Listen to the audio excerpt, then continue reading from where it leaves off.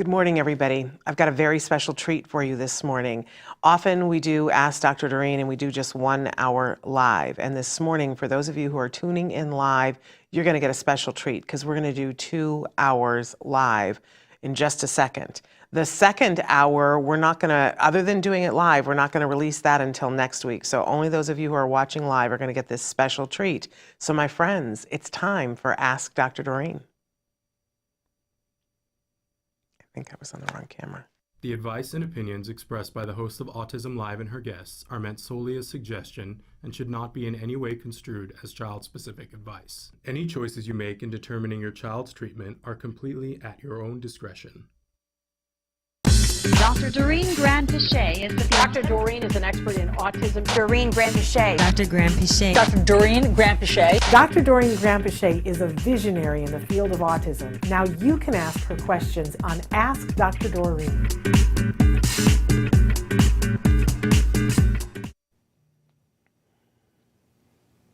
Good morning and welcome to this very special edition of Ask Dr. Doreen. I'm Shannon Penrod and I'm here with the fabulous, the wonderful Dr. Doreen Granpeesheh herself. Good morning and welcome. Thank you and good morning. How are you? I'm excited to be here and I'm excited. We talk about this every once in a while, but for those of you who are just tuning in, we're going to do 2 hours live this morning. Right. And then the second hour, we won't air again. It won't be podcast until next week. It'll drop next week. But for those of you who are watching live, it's a rare opportunity to get to see extra and more, and you can be writing questions throughout both hours. And we do have a lot of questions that have come in the last week. Yep. Some of them that I really want to get to. I want to say, though, first of all, for those of you who are watching, we're live right now on Facebook, YouTube, Twitter, and about a dozen other sites. Traven will be showing you some of those sites in just a second.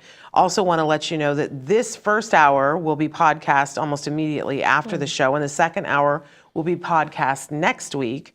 And it's available wherever you get your podcasts. And actually, I should qualify that. Wherever you can download a podcast for free. It is no cost to you to download the podcast.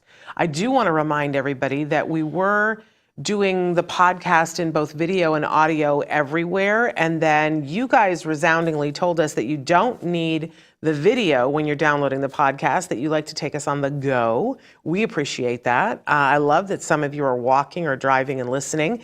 So right now, if you want to watch after the fact, and you want to watch video, the place to do that is YouTube. Everywhere else, you can download the audio podcast for free. And let us know if you need something different than that. But we're thrilled and delighted to be here. We've got people who are already writing in. Kanza, we're saying hello and good morning to you. Holly, Pam, I know. It's Parker's mother, Pam. I feel like I'm meeting a rock star. My heart beat faster when I saw that, Pam. Pam, like you and I have to have coffee sometime. What an amazing son you have. It's such delight, right? We all love Parker. Pam. It's nice to have you. Yes. Dark Angel, you're here with us. We love that. And Liliana is already saying good morning from Riverside. If you would like a shout out, please send in your question or your comment because we're following them as closely as we can. And Holly says, thank you for this special. And I thank you for this special. Oh, it's so lovely to be able to finally answer all the questions. Yes, hopefully. I don't know that we will get to all of them, but we're going to try. For those of you who don't know Dr. Granpeesheh, she's a true expert in the field of autism. She's been working in this field for more than 40, yes, I said 40 years. She's worked with all kinds of individuals across the spectrum, from very young babies even up through senior citizens. She is known and renowned for being someone who looks at the whole individual, not just a diagnosis, is interested in their medical health and well-being, their ability to learn, their ability to communicate their needs, their welfare, but also for the welfare of the families around them who love them. So one of the many reasons why I adore and follow her. Thank you, Sharon. And you can watch her here, but you can also watch her on TikTok and on Instagram. She's where all the hip happening things are. I'm not that hip. haven't figured out Instagram yet. I'm not even playing. But that's okay. Traven understands it. You understand it, and I'm just riding the ride. Instagram is much easier than TikTok. TikTok is the one to figure out. Well, and I don't really understand TikTok except to watch. Yeah. And sometimes I will go down, not often, but sometimes I go down that rabbit hole, whatever. And then I watch all the crazy things, like for a while when people were having to start their car, have it in gear, and sing and dance and run and to get into stupidest thing I've ever seen in my life. I mean, that's a stupid thing. I'd much rather watch you talk about all the possibilities for us and our kids on TikTok. It's a much better use of your time. Can I say that? Oh, okay, Pam, I see. But I'm excited that you're there with Parker watching. That's super, super fun and a thrill. I'm sorry that the internet is down in your house, but I'm sort of thrilled that we get to be here with you, Pam. Pam, you're a rock star. Okay, so anyway, Dr. Granpeesheh is here to answer your questions. We do have to give the disclaimer that there is no expert in any field that could give individual specific advice in this format. It's too hard. Even, those of you who we get to know, we don't get to know everything, right? And it's much easier to give expert advice when you have eyes on the situation. But we do encourage you to write in as extensively as you want, especially to include the general area that you're writing from, because services are different in different places of the world. Definitely. And tell Dr. Granpeesheh what's going on, what's on your heart, what you have questions about.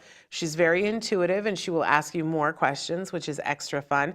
And then she will let you know what her thoughts are on it, but then you can take that back to the expert that you have that has eyes on the situation. So if everybody understands those ground rules, we can sort of jump in. May is saying hello from Rhode Island. Yay! And Esoteric Gold, we're thrilled that you're here with us as well. Okay, I want to say that every show now we're starting with a theme. Yes. And today's theme is talking about stimming. Oh, okay. So I wondered if you could start, and then we have a lot of questions that actually have to do with a lot of automatically reinforcing, which is not necessarily the same as stimming. But I think that this is one of the great misunderstood areas of autism. This idea, and everybody uses this term stimming. I hate it. I super hate it. Is somebody sneaking in? We're on. Hello. Okay, thank you. No, we just have a delivery from FedEx, Traven, at the door. So the FedEx gentleman just joined us almost on camera. Thank you. That's never happened before. Yes. No, and Traven has reminded me it isn't stimming. So I had Traven in the ear and the FedEx man at the door. If we just had a cat that needed to go in a kitty litter box, I would have had a full complement here. Okay, so I said it was stimming, and because my head was on that, but it's sensory issues. We're talking about sensory issues Oh, I today. see. Today we're talking about sensory issues. But Okay. eventually we'll talk about, because more of the questions were about stimming, but we're talking about see. sensory issues. That's this morning. wonderful. That's wonderful. We'll It's talk one of about stimming those- another day. Yeah, and maybe we can talk about it in the second hour. Yeah, But yeah. you know, the thing about sensory issues, which I love, and I'm very happy we're getting to talk about it today, Shannon, is that these issues were not even recognized as part of the diagnosis of autism until the last diagnostic manual came out. Which is I think crazy. It is crazy, because for years and years, I mean, I would say that even, and I've often talked about how one of the benefits of being able to be in this field for 42 years is that you see the change of autism. Like, you see how autism itself has changed, or the symptoms that we see in the kids, right? And in the 70s and 80s, it was a very, very severe disability, like extremely severe. I can't even explain how, like when I say severe, we're talking extreme self-injurious behaviors and so on. And it seemed very, like the thing that seemed very obvious to me was that a lot of the children were suffering from sensory overload. And yet it was not even recognized. In fact, when occupational therapy first brought in sensory integration, it was kind of mocked. And people were like, what is this now, Yes. And so I'm very happy that in the last diagnostic manual, which I think was like 2013 or something, we were able to add sensory dysregulation as one of the symptoms, actually core symptoms of autism? You know, because I can remember in 2013 when the new criteria was coming out and people were panicking. And I just want to remind everybody, because I say this about you all the time, that I truly think you're a visionary, and I think that you have the ability to see around corners. You have a very logical head, you're very good at perspective taking, and you see trends, you put things together. And everybody was freaking out, and you were not happy with it. You were not, and you were saying everybody should take a breath, let this play out. I think especially the people who had been previously diagnosed as Asperger's were very concerned that they were being nullified, that they were going to be, you know, just wiped out of everything. And you were the calm head in the middle of the storm who was saying, I think this is going to shake the way, if it works properly, this is going to shake down to more services for you. Because too often people were saying, well, you know, you can do this one thing, so therefore you don't need help and support. Well, actually, I mean, even more than that, like when you had in the past, when you had a diagnosis of Asperger's, you literally were not eligible for certain services with that diagnosis. And so the fact that they now, you know, merged Asperger's and kind of what used to be was PDD-NOS, if you remember, which was pervasive developmental disorder not otherwise specified.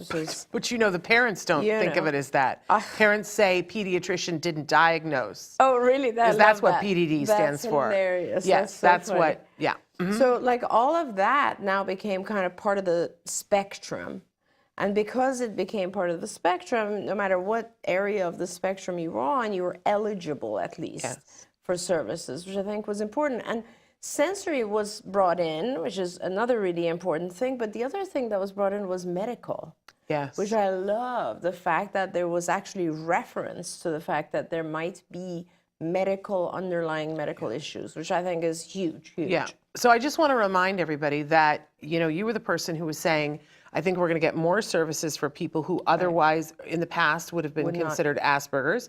I think that, you know, you were saying we're going to include medical issues in this. You were also somebody who said it's now going to address sensory issues, and there's going to be a renaissance there. But the other thing that I remember you championing was that they changed a clause in it that, and I don't remember what the wording is now, but it was something about it has to have presented before a certain age. Before age 3, right. And that's kind of, I mean, it was there before, but it is now, it's pretty clear that it has to present before age 3, and that's also an important part of this, So just more proof of why people should listen to you, because you saw all of that. So we're talking about sensory issues. So it is a part of it now, and a recognized part of it, and people should not be pooing that. And I think it's a real measure of, you know, when you talk to somebody about what your or your child's sensory issues are, if they are like, oh, well, you know, that's not a part of this, I think those are people to walk away from. Not necessarily run, but walk away from. Well, or educate, right? I mean, if you can, right? If you can. And a lot of times people, it's just, you know, this is a field where we are still learning. And so when people are closed-minded about things, it just drives me nuts, right? Because even today, I opened up my social media, and the very first thing I saw was 3 comments from people. I had a video, I think, on TikTok, which basically said, I think the title of the video is even like, what is good ABA? And there was just the first 3 comments were, there is no good ABA. And it's, you know, we cannot be closed-minded when it comes to autism and autism treatment. We're still learning. We have to be open to different things and listen. Yes, absolutely. I want to acknowledge Pam, who says that 20 years ago, and nobody was saying anything about sensory issues, and it was really hard. Anna, who's saying hello, and Dark Angel asked the question, how do I know if my son has severe autism, which is an interesting question. It's actually a great question, and it has to do with, I think, a couple of different things. It has to do with the number of symptoms that your child presents, because so the diagnosis of autism, and if the viewers want, I can actually go through it at one point where we just focus on the diagnostic criteria at a different show. The diagnosis has two kind of sections. One section is what we call social communication section, and the other section is the repetitive, stereotypical repetitive behaviors, the stimming, as you referred to before. And, well, actually, the stereotypical repetitive behaviors is where also under that category, they've also listed the sensory and so on. But anyway, there's a number of symptoms within each, and you don't have to have all symptoms. You just have to have a certain number within each category. Now, if you happen to have more of those, then obviously there's a little bit of more of the disability, right, that you're dealing with. So, for instance, in social communication, it could be that you are unable to interact with peers. And of course, that is, vocally interact with peers or verbally interact with peers. And that's difficult, right? That for sure is a difficult thing. But you could have that, and on top of that, also have a delay in non-communicative, vocal or types of communication, like eye contact and body gestures and so on, which means at that point, you're also not able to look at people, not able to read body language, not able to understand a lot of nuances of communication. So the more symptoms you have, the more the disability is affecting you. Now, also within each of the symptoms, you could have multiple issues. For example, when we talk about self-stimulatory behavior, or just that category of repetitive stereotypical behaviors, you could have just a couple. Like, for instance, a lot of children who are anxious will line up objects, and that is classified as one of the self-stimulatory behaviors, lining up objects. On the other hand, there are children who have such severe sensory issues going on that they have 10 different self-stimulatory behaviors. For instance, they will not even be able to look, they will be gazing, they will be throwing stuff, they will be spitting just to see the direction of the spit, they will be doing this. So the more symptoms you have, you are struggling with a more severe form of autism, because all of these symptoms make it harder for you to learn. And I think that is the key to the severity aspects of it. And we do have, Shannon, that's the other reason I really liked the 2013 version, is that now that they put kind of ASD as a whole into one spectrum, what they also did was they gave us the ability to put down in each area, so one in the area of social communication and one in the area of stereotypic repetitive behaviors, a number from 1 to 3, indicating severity, and the way they define it is indicating the level of support required. So if it's a 1, you need a certain amount of support, but if it's a 3, you need a ton of support in that area.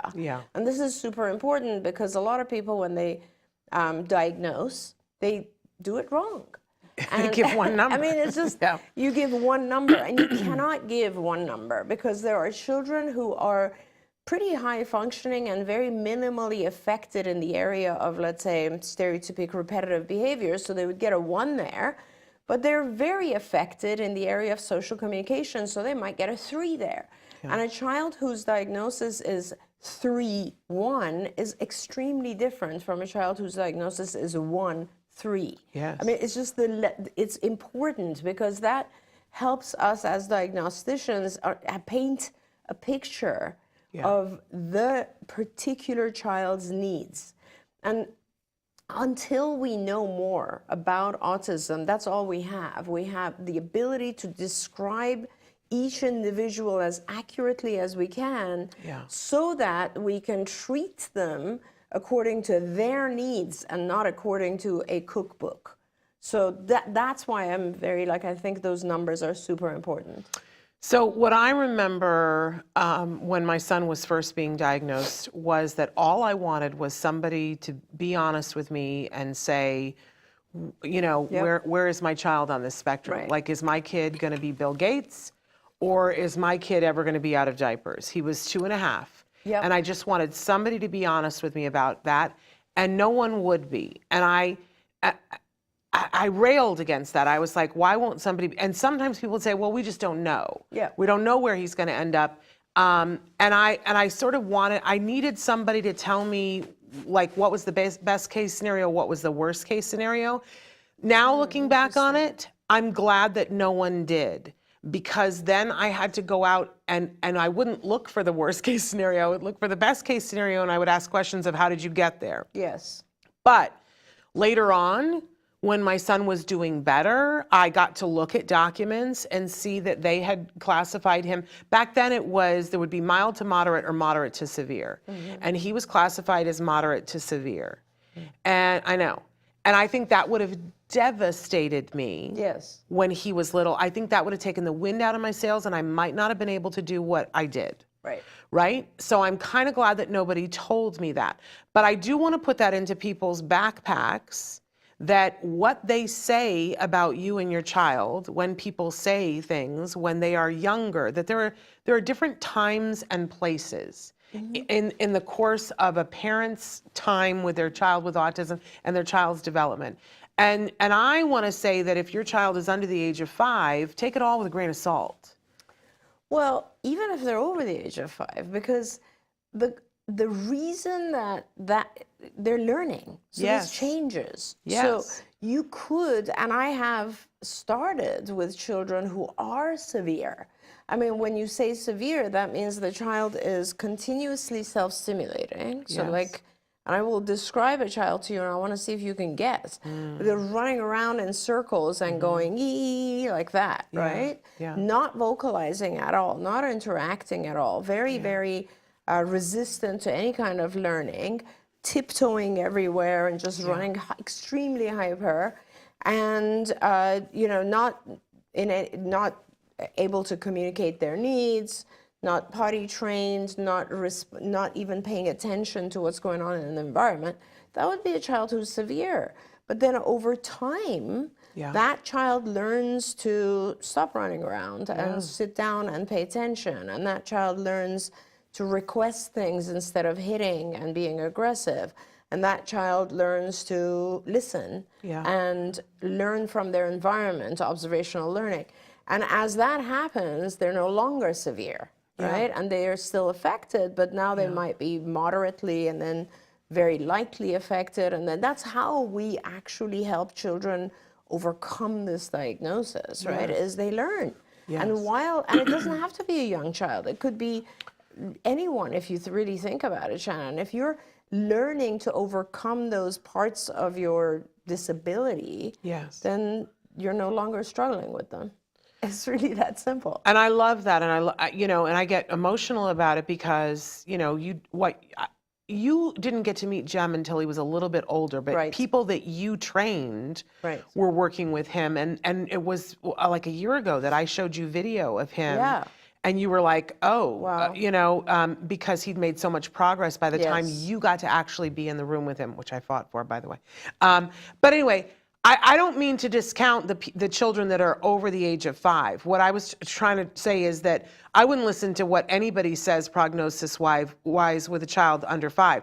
I would take it with a complete grain of salt. When your child is between the ages of 6 and 10, I would not give up at all. I would still be fighting, but I would be asking more pointed questions if your child has already been in therapy and not making progress.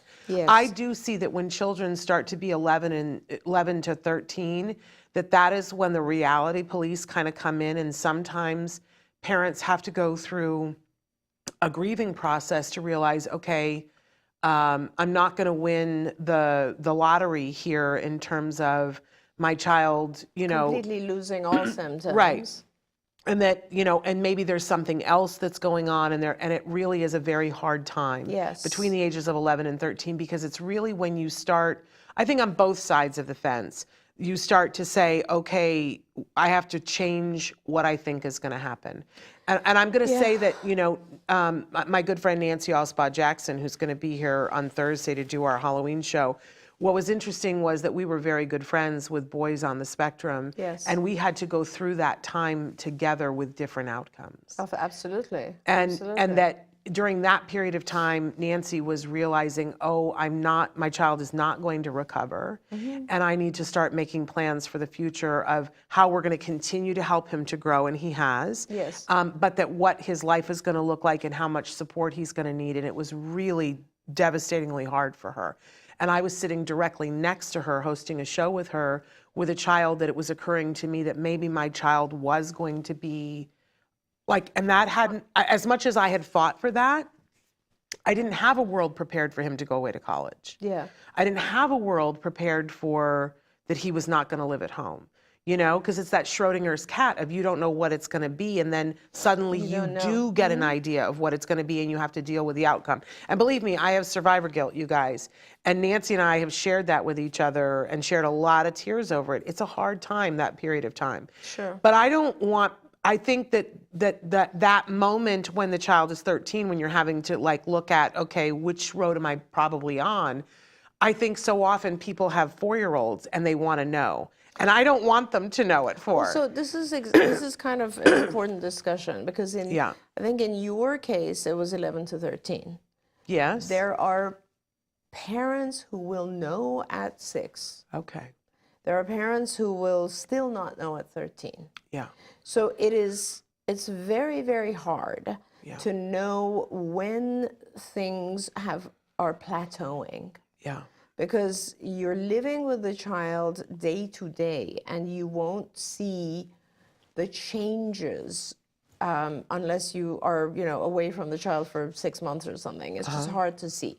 Now, I want to say that the way that I look at it, Shannon, is that learning with our kids is interesting because we're learning as they're learning. Yeah. It's a very interesting kind of dynamic when you do good therapy because you're not just going in and saying, these are the things you need and I'm going to teach them to you and we're good to go. Yeah. You start out with a picture of what you think the child needs, right? You're like, okay, I need to teach you how to request things. I need to teach you how to imitate sound, whatever it might be for that child, right? You have this huge array of skills that you want to teach and you start.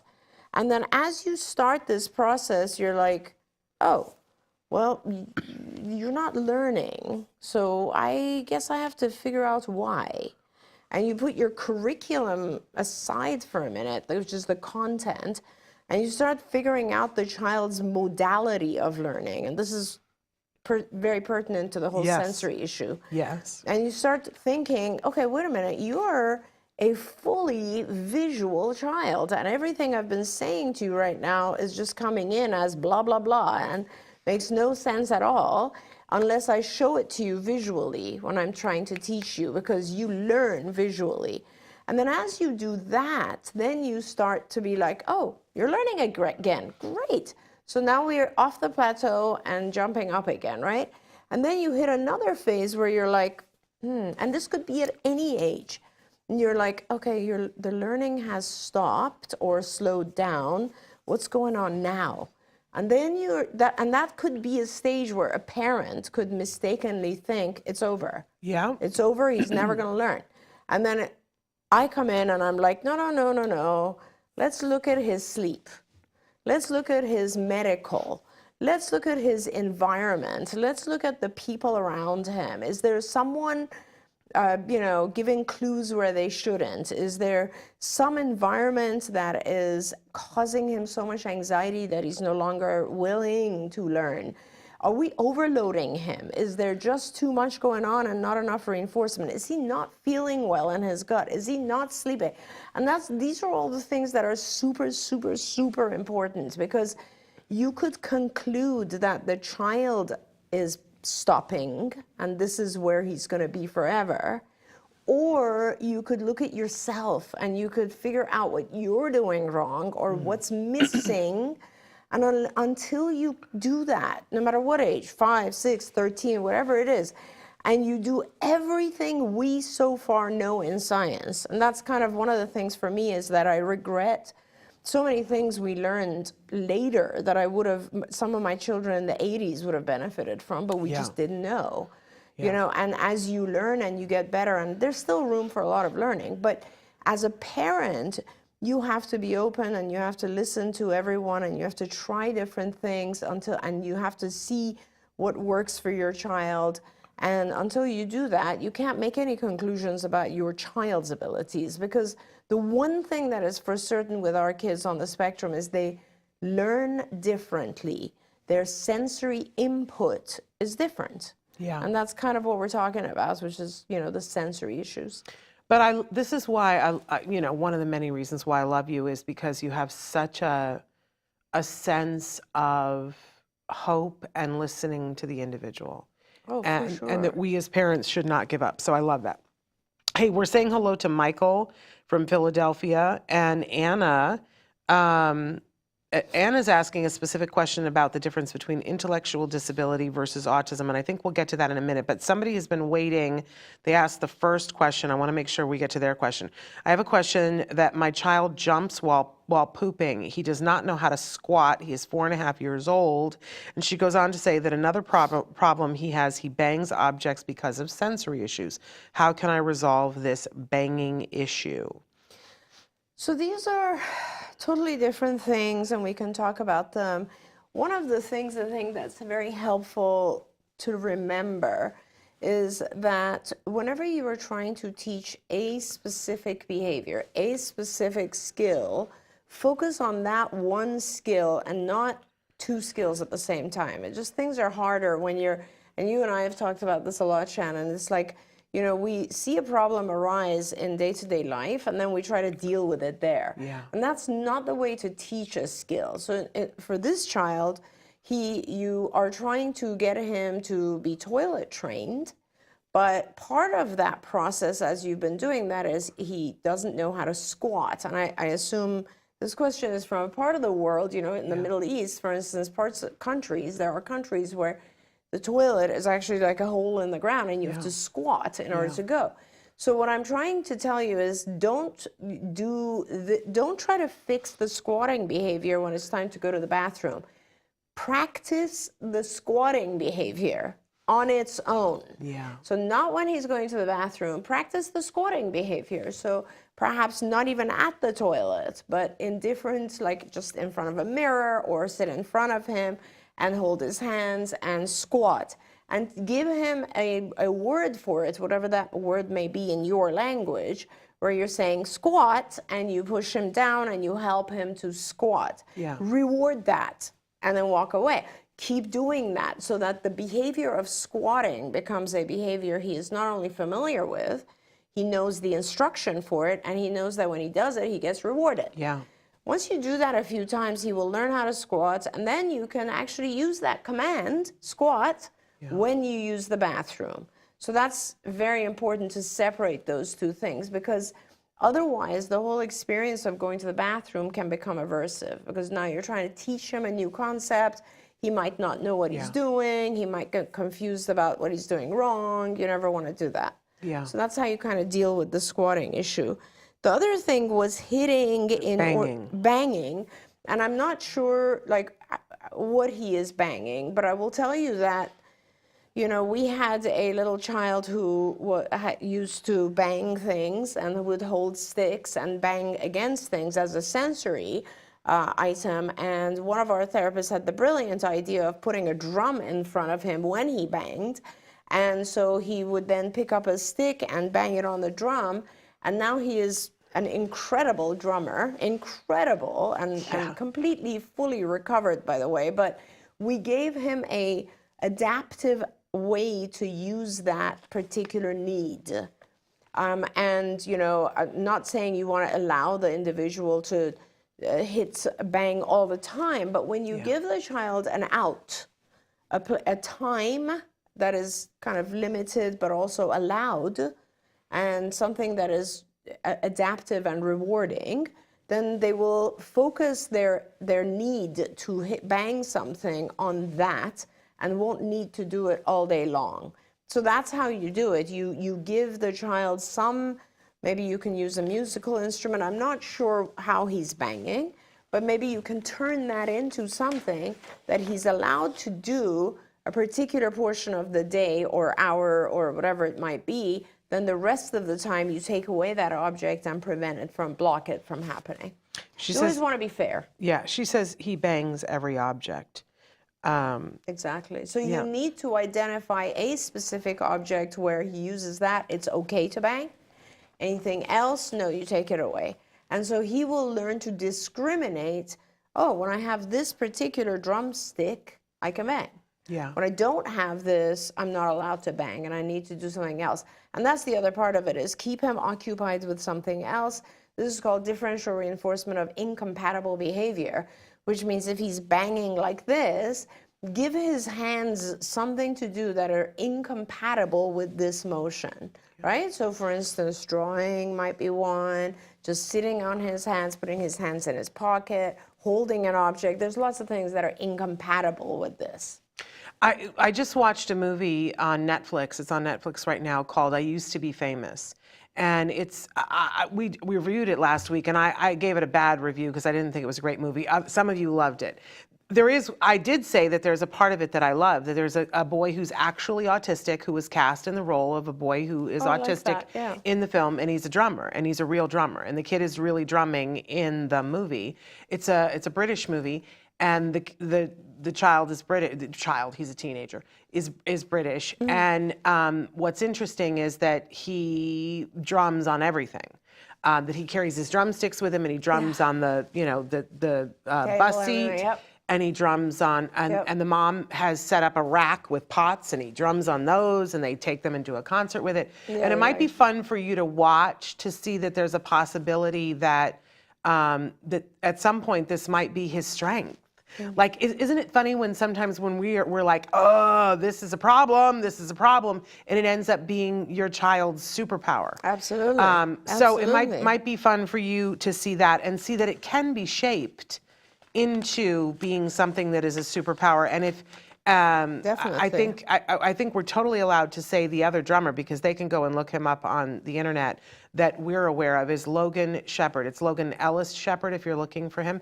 And watch him drum, and he is absolutely amazing. Look him up on social media. He's brilliant. Yeah, brilliant. Chops is what I hear. Like professional drummers, they're like, oh, that kid has chops. Yeah.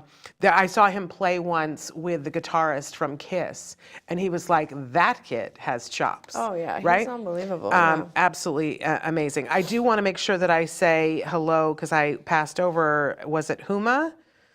There it is, Huma from Pakistan. Huma, so thrilled that you are here. I want to get to some of these questions.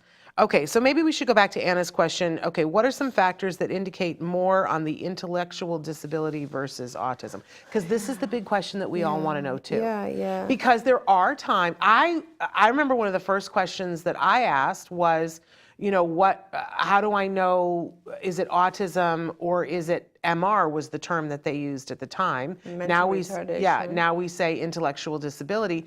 How will I know, what those things are? And I learned gradually over the years that there are some kids who have a dual diagnosis of both of those things. Of course. But it is not the majority. No, it's not. And when I started in this field, which would be like 40 somewhat years ago, there was a misunderstanding, and actually it was in the diagnostic manual even, that something like 80% of children with autism have mental retardation, MR, which is now called intellectual disability. And I was always kind of frustrated by that because the way that you measure MR or ID is through an IQ test, right? So typical IQ, most of us have an IQ of 100. And the way that is determined is we do a bunch of activities on a test. So like the test will ask you some, say 5 numbers forwards, repeat, they'll test your memory, say these numbers backwards, put these objects in the sequence they're supposed to be, whatever. There's like a series of activities, produce this like a matrix or things like that. And then based on each of those sections, you get a score, and then all of those are, the total of that is the measurement of your mental age. And so then that'll be a specific score. And then they divide that by your chronological age, which is your normal age. And then they multiply that by 100. And so if your mental age and your chronological age are the same, then the quotient becomes 1. Right. Right? Multiplied by 100, your IQ is 100. And that's average IQ, intelligence quotient IQ. But there's a standard deviation, which means most people, when you do a normal curve of the population, are 15 points below or after that. So somewhere we are, most of us, 98% of us, or even higher than that, we're in the range of 85 to 115 IQ. Right. Okay. Now, why is there something wrong with that when it comes to autism? The reason is that those tests are loaded with verbal questions and instructions. So if I am to take, let's say, if I come to you and I say, you know, put these, like for children, like some of the tests, IQ tests for children, and tests, by the way, vary. There's a test that's only for 2 to 6. There's a test that's for younger than 2. There's a test that's 6 to 16, and so on and so forth. And tests are at different age ranges. But the instructions are always verbal, right? Do this, put this over there, and do so on. Or what is this? They require verbal ability. So there's an immediate confound, which is that if you have a delay in language, then you shouldn't be tested this way, because your language ability is now interfering with your core intelligence, or our ability to see your core intelligence and to measure it, right? So it isn't fair how we're measuring your core intelligence. So for many, many years, I was just always fighting that and saying, no, this is not valid. This cannot be valid. Like, this is a brilliant child. Look at his memory. It's crazy. It's amazing what he's able to do, blah, blah, blah. But just because he doesn't have language, we're giving him a lower IQ. And so I would always recommend to parents who have children whose language is delayed to use tests of intelligence that are for deaf children. They're nonverbal tests of intelligence, and they're much more accurate. And I have had scenarios where a child would come in with an IQ of, let's say, 70, and then we would give the child an IQ test of a nonverbal type, and then all of a sudden their IQ was showing up as 90, you know? And that always gave me a thrill, because I'd be like, see, that's their actual intelligence that we're working with.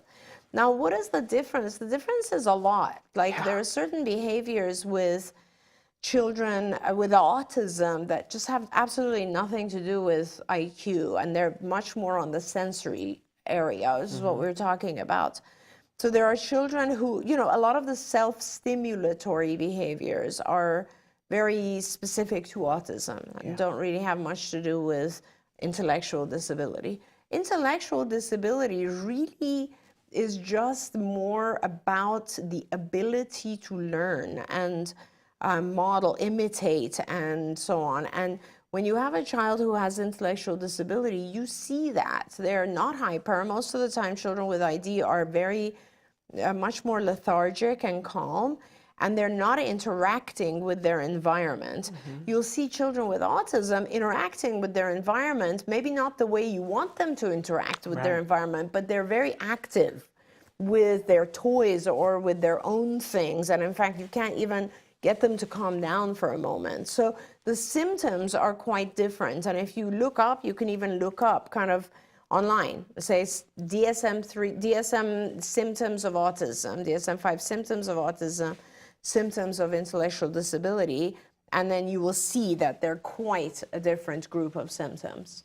Okay.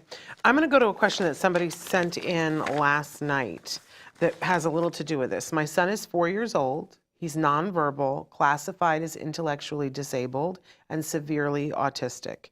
He is a very sweet little boy, and I love him very much. He needs a lot of special care and is emotionally and mentally more like a very young 2-year-old.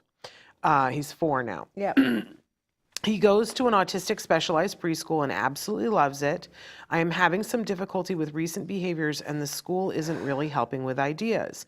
He likes scripting from YouTube videos, mostly nursery rhymes and songs with alphabets and numbers. The scripting in itself is not a problem. The main problem is that he does not control the volume of his voice at all. He will script literally nonstop day and night. Most children, when they wake up at night, become bored and go back to sleep, but he is perfectly happy to entertain himself for hours on end. Does anybody have any suggestions of how to help him understand that there are times that he cannot do these behaviors, at least he has to do them quietly? Given his limitations, simply requesting to be quiet does not work and only pauses his action for about 3 seconds. I am a single mom and I lack social support. I have also explored every resource in the area and there are not a ton. I am utilizing what is available, but I need more help. So that was 16 hours ago. I'm sending this mom a hug. And I hope to God that you are watching or that you will watch this episode, because this is super, super important. Yeah. So if you have a child who has a diagnosis of autism and someone gives you a secondary diagnosis of ID, intellectual disability, please, please have your child retested with a non-verbal test of intelligence. These are the Merrill-Palmer or the Leiter R. These are the two tests, Merrill-Palmer or Leiter R. It's important you do this. Why? Because when your child has a diagnosis of ID, most of the world will simply give up and say, he has intellectual disability. There's no point in trying to teach him this stuff. He's just going to learn a certain amount. It used to be the case, that used to be the case also with autism, but I think that has changed a little bit. The point I'm trying to make is that it is important that your child be given the opportunity to learn.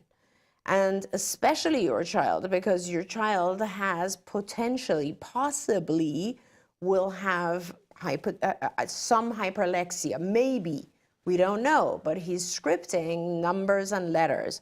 A lot of the kids that script numbers and letters are very strong when it comes to numbers and letters. And that shows up later in their intelligence, and it actually skews their intelligence high.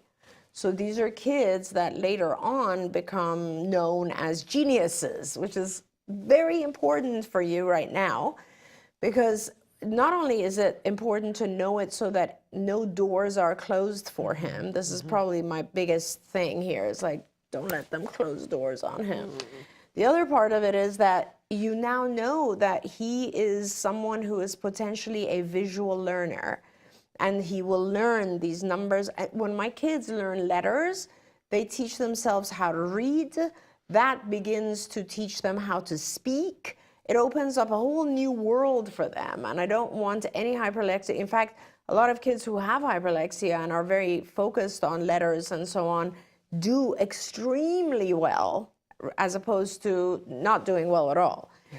Now, the issue that you have here is pretty simple, actually. He's scripting. I'm saying, it's so funny, after you've seen thousands of kids over the years, when someone gives you a scenario, you immediately think of a child. That's like that. That's like that. Yeah. That's exactly like that. I had a child who was exactly like that and would script so loudly. I mean, it was unbelievable all the time. And it was all the, he was into numbers and letters, but he would count.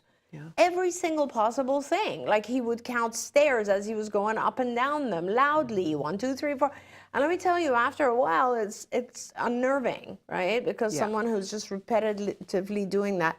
And he was so into letters and stuff that he had this system where he had put letters into the universe, right? And so like if he counted X number of ceiling squares, he would also be able to establish letters into them. Kind of like, what was that thing we saw, the series that had the genius who used to play chess? Queen's Gambit. Yeah. Do you remember how she used to look at the ceiling and so stuff like that? Yeah. I remember when I was watching that, I was like, oh my God, so many of our kids do this kind of stuff. They have the ability to hold visual information in space, you know? So what you are trying to do right now is just to teach him to do it quietly in his head.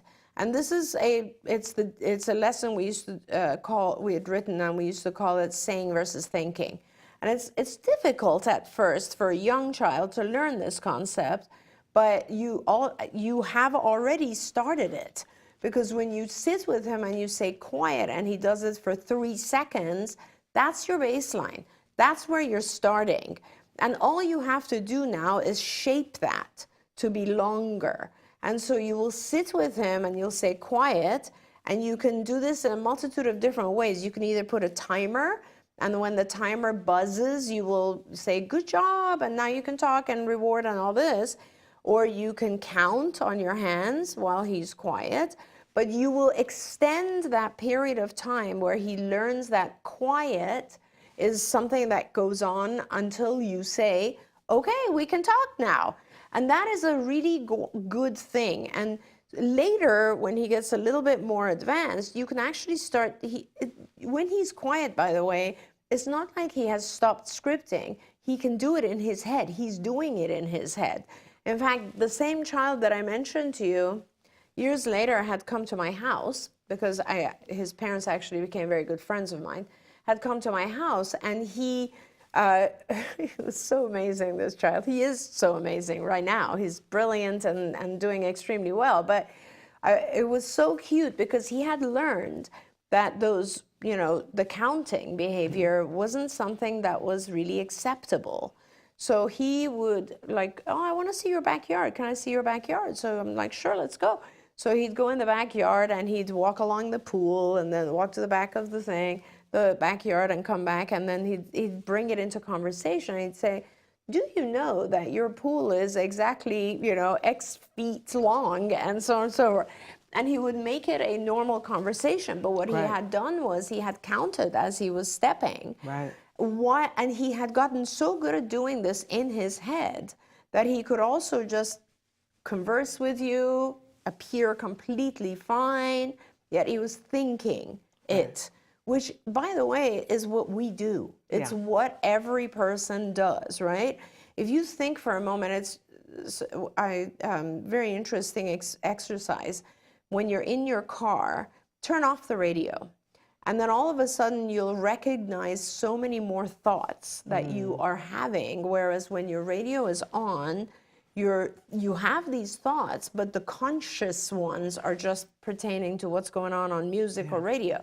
And so we have a lot of subconscious thoughts, and they can be scripting, they can be repetition of letters, it doesn't matter.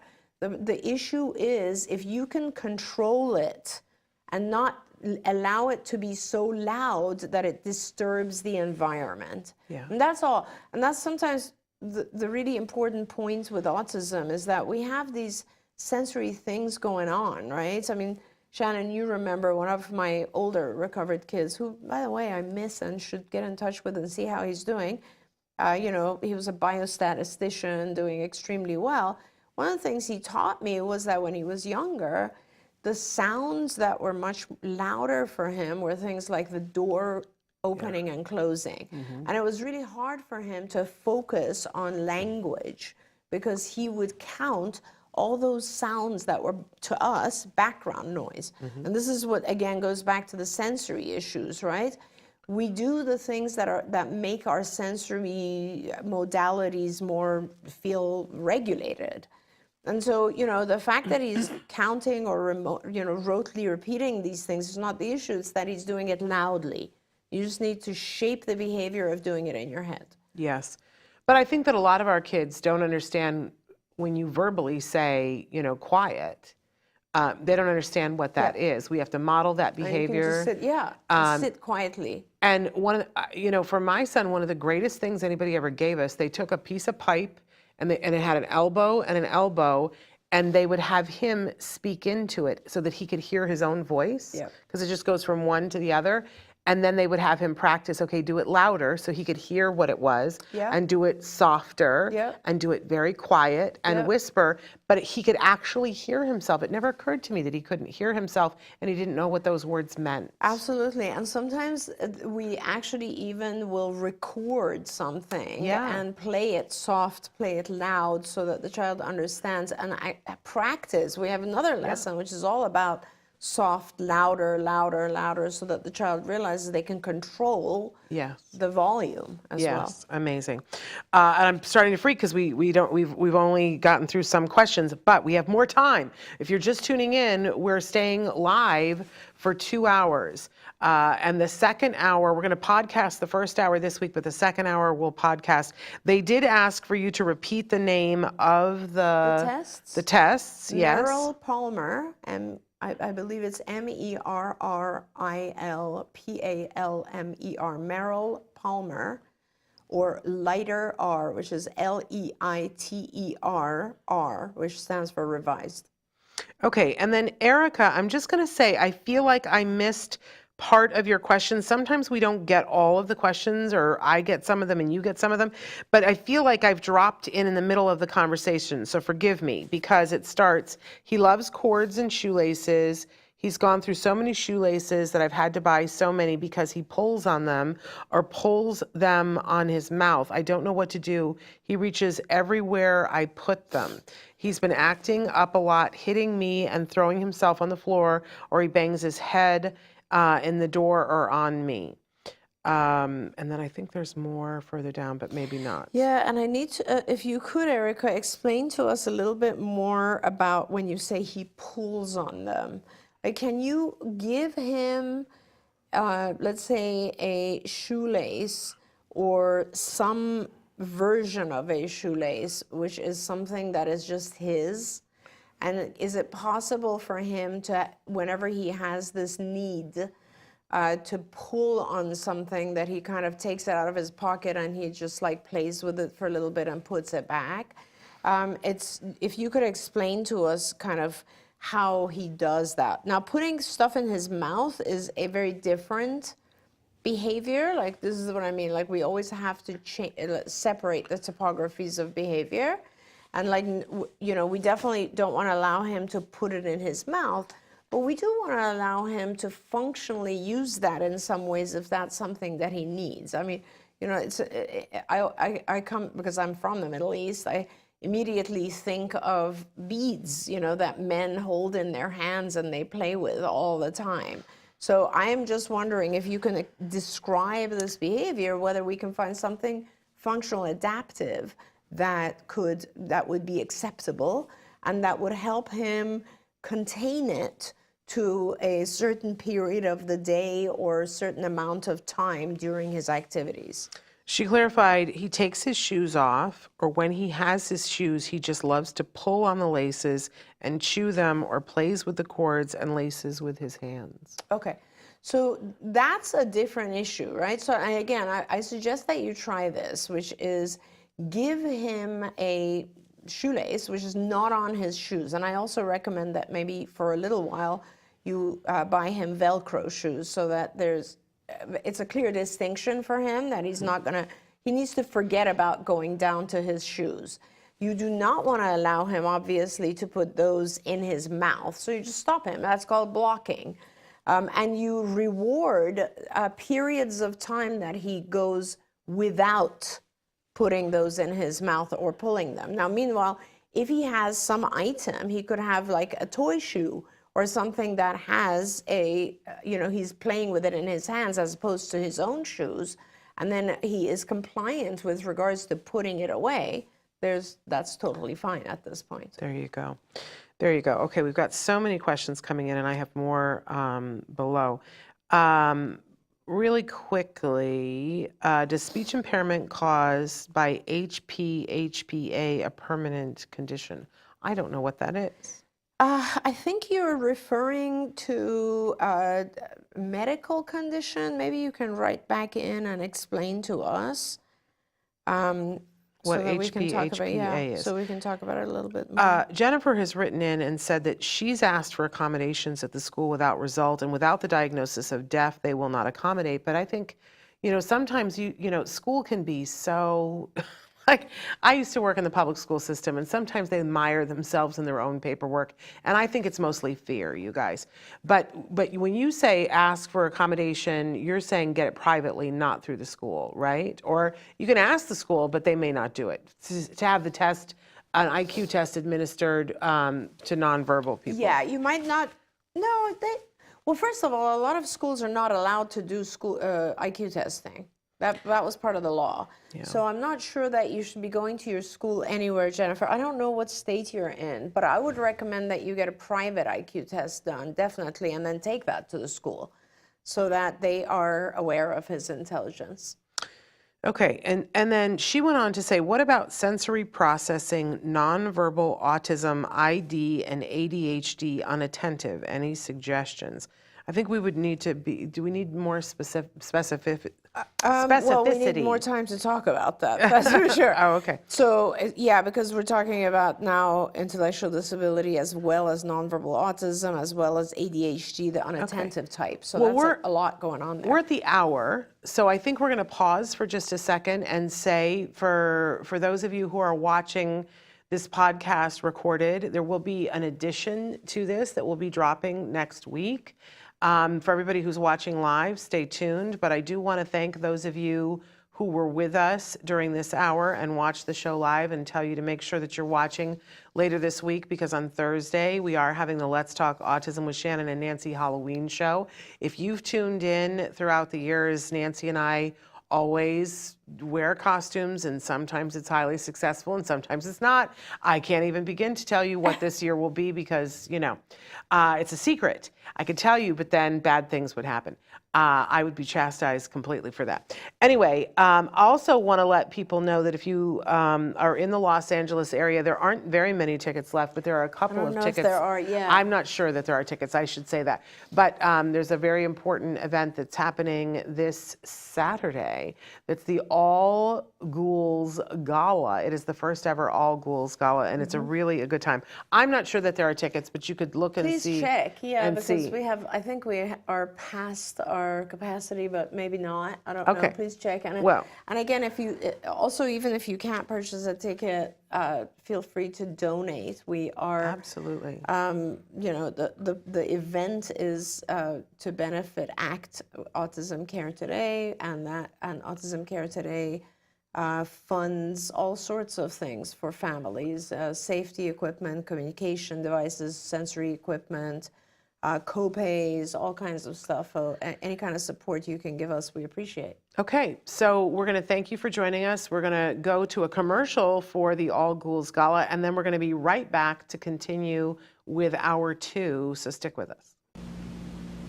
You are invited to a frightfully fun evening at the first annual All Ghouls Gala. Eat, drink, and be scary at an exclusive venue in Woodland Hills, California on Saturday, October 29th, 2022. Join us if you dare from 6 p.m. until death do us party. Dressed to kill. Devilish prizes will be awarded during a spooktacular costume contest. Tickets to this exclusive event are available now at Eventbrite. But they won't last long. Will you? Proceeds from the event benefit Autism Care Today. So get your scare on.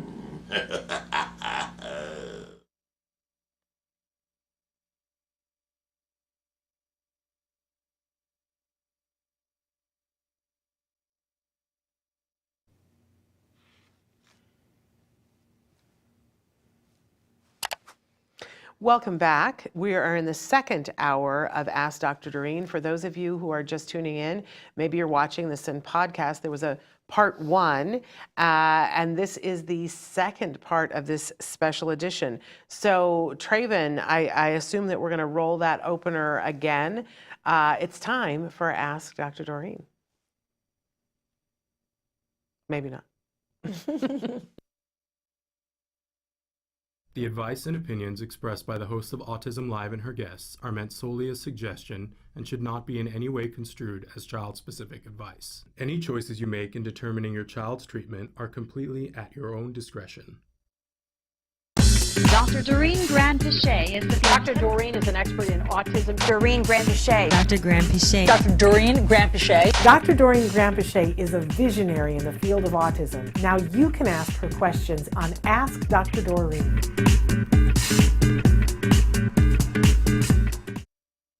Welcome back to Ask Dr. Doreen. I'm Shannon Penrod, and I'm here with Dr. Doreen Granpeesheh. This is part 2 for those of you who are watching live, or just part 2 if you're watching us on podcast, of a very special edition of Ask Dr. Doreen.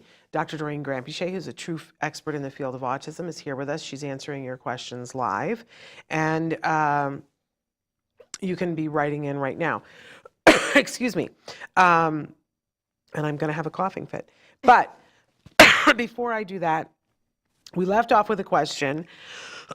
Excuse me. What about sensory processing, nonverbal autism ID and ADHD unattentive? Any suggestions? Yeah.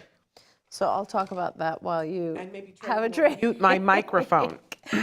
So, all of these are a little bit different from each other and also have some similarities. So we're talking about ID, which is intellectual disability, which in the old days used to be called mental retardation, which essentially is just a kind of man-made measure of our intelligence, which again has to do with how we imitate from the environment and how we learn.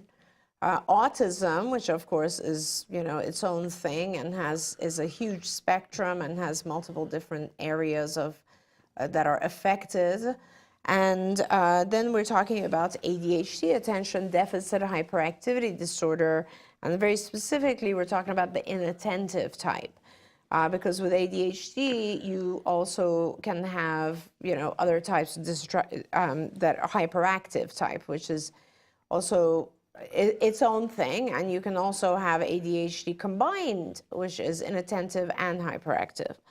And so, it's difficult sometimes to differentiate between inattentive form of ADHD and autism. And in the past, it used to not be allowed to actually diagnose both of those things at the same time. But it is now allowed to diagnose those, and the way I think it's important to look at the very specific diagnostic criteria for each one.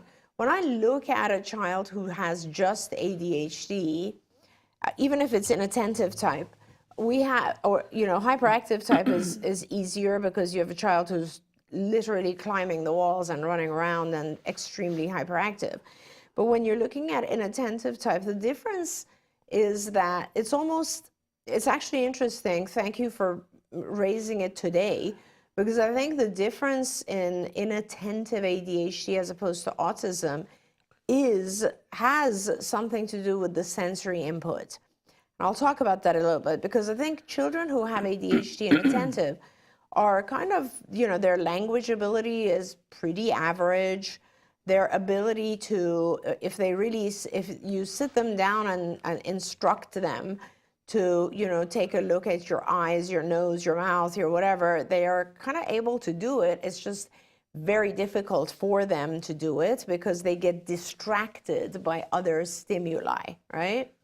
Whereas children with ASD, what you are seeing in the lack of attention is a little bit different. It's almost like they start out with a much more severe inability to pay attention and focus. And sometimes to me, it appears like they just don't have the sensory ability to do that. A lot of our kids on the spectrum have a hard time focusing, let's say, on your eyes, like just look at me.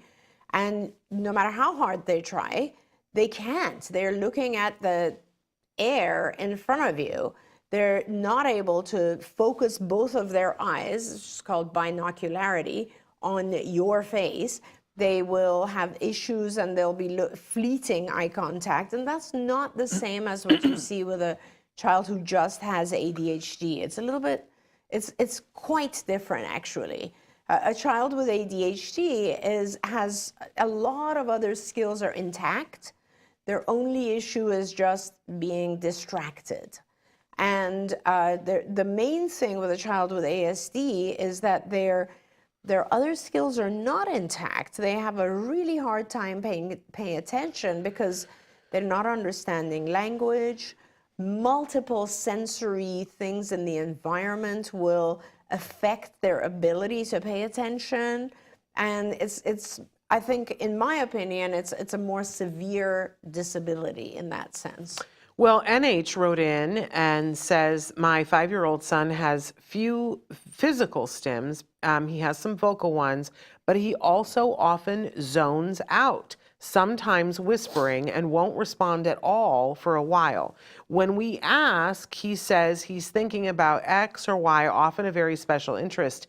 Is this the equivalent of a mental stim? Yeah, and it's totally fine as long as, so it's interesting. This is a great question because one of the things that our children sometimes have a hard time with is what's called set shifting. Yeah. So, and set shifting is the ability to switch a cognitive process on and off, or to switch from one to the other. And so I'll give you an example. Like I might, just for a moment, as we're doing the show even, my phone might light up and I'll see my daughter's name on there or something. So my brain activity will immediately go to what does Charlie need, right? And it'll just be a moment. And then I will set shift back to the questions that are popping up on my iPad, and I will be able to refocus myself pretty fast, right? Yeah. And I still have in the background of my head, in my mind, I need to address Charlie's needs, right? But it's now shifted to the background. And with our kids, you'll notice that sometimes when they're like, even when they're focused on TV, let's say, and you call them, and this is not even just kids on the spectrum, this also happens a lot with teenagers and so on, and you'll call their name and they're just zoned out, right? They're just doing something else and it's almost like they don't hear you even. Yeah. And you get them to learn, right? Either by shouting at them, or they will lose an opportunity and then they'll learn, whatever it is, but or you get in their face and you visually just get them back. And over time, we learn. It's one of those things that as adults, we shape ourselves. We learn how to set shift rapidly. And if your child was able to set shift, they would know that they can leave that thought behind and pay attention to your stimulus, whatever that might be, more rapidly. You can do exercises for this. So, you can do simple exercises, which are just, have the child engaged in an activity and then have a bell go off or call their name, or just practice that activity. Another really good, there are several tests that we do for set shifting. One of them is you just take a piece of paper and you write, it depends on the child's abilities, right? And you write I would fail this. So, well, you get better at it. You get better at it. So what you do is you write A, B, C, D, and all over the page, right? Or on a big board, different places. And then you also put numbers like 1, 2, 3, 4, 5, so on and so forth. You can do that, or you could do, you can do different types of stimuli, but that's the test, the basics test. And then what you tell the child to do is to go from A to 1 to B to 2 to 3 to C. If you understand what I'm saying, is you're forcing them to set shift between alphabet and numbers and progressively expand, right? And that's a hard activity, but the child gets better at it. Another type of activity that involves set shifting is where you write the name of a color, but in a different color. So for instance, you will write blue in blue first, and then green in green, but then eventually you will write like blue, but using the color green. And when you and then you will give the instruction to the child, read blue, or tell me the color, show me the color blue, or tell me all the things that are blue. And it's confusing in the beginning, but honestly, you'll see that over time, you just get really, really better at it. And it becomes really hard when you tell someone to read, and what they're actually seeing is a different, you're telling them to read blue, and it says BLUE, but it says it in red. Yeah. And people get very, very confused with that. But over time, your brain just becomes really good at focusing on one cognitive set. Yeah. And that helps this issue. They have all those apps that are like brain games. Oh, yeah, That yeah. that have exactly sure they that have to work those. on that, and they recommend it for people of a certain age, that, to help keep mental acuity and things like that. I've never been good at set shifting. I'm much better at it than I was when I was younger. Yeah. But one of the things in my marriage is that I said that I loved my husband and that he's amazing, because my husband, like a lot of men, he works in the field of video games and he plays them. And I said, I could be married to him forever, because if he could be playing a video game and I could walk in the room and say, hey, and he immediately puts it down and is attentive to me, which is amazing. Most men, that is not the thing. And I always praise him for that, right? I cannot do the same. If I'm sitting and typing and he'll come and say hi, and I'm typing and and he says, hi, baby. And finally I'm like, can you not see that I am writing? I cannot talk to you and write at the same, and I'm angry because my brain had to leave one thing to another to say hello, and now I lost my train of thought. And I say, I don't want to talk to you now. Leave me alone. And I get angry when my brain has to shift from one side to the other when I'm entrenched in the thing. So I just want to speak up for all the kids that are like creative and doing that, and to say to the parents, have an awareness of the fact that when you're asking them to shift, we have to make it worth their while, right? 100%, and thank you very much for saying that, because it is hard to set shift. And that's, you used exactly the language, which is, you made me lose my train of thought. That's exactly what it is. And so, yes, you need to make it worth their while. You need to reward always for these types of activities. These are not easy. Mental games, teaching your brain to become more fluid, more flexible. This is part of flexibility, by the way, training, is super important, but it isn't easy. It's definitely not easy, but possible to learn and get better. And I am better than I used to be. Jennifer's written in something really interesting. She said, my son is screen obsessed. I think a lot of people can relate to that, right? He plays things over and over and likes to choreograph 2 devices. I'm not sure this part, but she says his aggression comes out with removal. I think we can all relate to that too, that he lacks fine motor, so computer stuff he can't grasp. So I think we're really talking about like iPads, I think. And that he is someone who refuses to leave home and has been diagnosed with social anxiety. Now, we don't have an age, Jennifer. If you want to write in and tell us how old he is, that might be useful. But let's talk about this, Jennifer, because there's 2 different issues here, and they're both important. So we start with, he has a tantrum. He has aggression when you take the device away. And I know this is scary, and as Shannon said, depending on his age, it's probably even more scary if he's older. But you must work towards actually removing this object. And the second part of your question kind of says why you must, because his world will narrow and be focused only on the device if you allow it. Already, I'm concerned that he's not leaving the house, and we can talk about that in a minute separately. But I do want to say that whenever there is a behavior that the child has a tantrum or aggression or anything like that because you're taking away a device, essentially he has trained you to not take away the device because you will be punished by his aggression if you do. So he's taught you to leave him alone, which is not okay, because society will not allow him as he ages to just spend all of his life on a device. So you should get help. You should get people, whether they are, hopefully you can find someone who's a board certified behavior analyst who's able to come in and help you.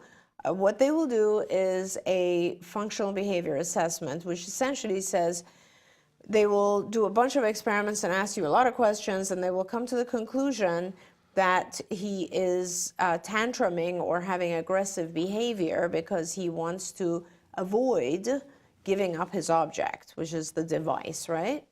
And that is not okay, and they will teach you techniques such as, for instance, taking away the object, allowing him to have his tantrum while there is enough support that you can contain the aggression. That's why I want you to have support first. Because often when we don't reward what you're doing when you give it back, because he tantrums, aggresses, and you give him back the device, is he's being rewarded for the aggression. He's, in his system, he's realizing, wow, that really worked. I aggressed, they gave me back the object I wanted, this is great, from now on, I win. From now on, what I'm gonna do is whenever they take something away that I don't want them to take away, I will hit, and I'll get it back. It just has happened. There's no blame in this. I'm not blaming you in any way. This just has happened over time, and it happens frequently with our kids. The issue is now we have to teach him the opposite of that, which is that if you aggress, you're not getting back this object. But if you ask nicely, you might get it back depending on what time of the day it is or how much you've already had it. So essentially the way that it works is that it starts with taking the object away and allowing the individual to have a massive aggressive or tantrum fit without aggressing. That's why you need multiple people there to protect and to make sure that you are safe, he is safe. The aggression will increase, that's called an extinction burst, and it will decrease because he will realize this is not effective anymore. And once he realizes that, you can actually have him come and say, I'm calm, I want the device again, and then you can allow it for a short period of time. It's all about being fair, so it's really all about moderating and making sure that our kids have the things that are meaningful to them, but not when it interferes with the rest of their lives. My kids and Shannon's kid, I don't know if he still does, but my child still, who is 23 years old now, still loves to play games on a computer, video games, but he will do it literally like from 10 to 11 o'clock at night, and that's it, right? It doesn't interfere with his day. There's no way he would be doing that during the day. It's just his recreational activity, and he gives it a specific amount of time. If he was doing it during the day, I would be on his case because he wouldn't be going to work or school or all the other things that he has to do or leaving the house, right? I mean, these things can become so dominating that we will do nothing else but this. That's when it becomes an addiction. It's like everything else that we do beyond control, and it needs to be controlled. So, yeah. Yeah. I was just going to say that I think in our case, one of the things that I've discovered is if nothing else is going on, my kid, can do it, if he has right. 2 weeks off, he will spend the entire 2 weeks doing the computer unless somebody interrupts that for him and offers him something that is equally or more exciting. Yes, of course. And that's really been the trip. And I can remember when he was younger and we were really addicted to the iPad that, sometimes it took like a day of going to Disneyland, because we live close to Disneyland, where we say, oh, we're going to Disneyland. Yes. And oopsie, we forgot to bring the iPad in the car. So you're just going to have to sing and do other things in the car on the way down. And he knew that he was going to Disneyland, so he got through it. I think, I'm on his case all the time about it, but I want to say that for me, the being on his case doesn't work. But when he has other things that are more exciting. Now, for somebody who's already saying, I don't want to go home because I have social anxiety, and I've admitted before on the show that I had a bout with agoraphobia and had to be treated in cognitive behavioral therapy to be able to leave the house again. I couldn't leave home, for a period of time. And the only time I would leave was to come to clinic because I had to. Yes. Because my child's well-being was dependent upon that, right? Right. But, I think that having gone through the cognitive behavioral for it, it's all about, what do you want? And being, you've talked before about systematic desensitization. Yes. And they helped me to work through a process to be able to go out the house, and be 10 feet outside the house and then be, in the car and go someplace.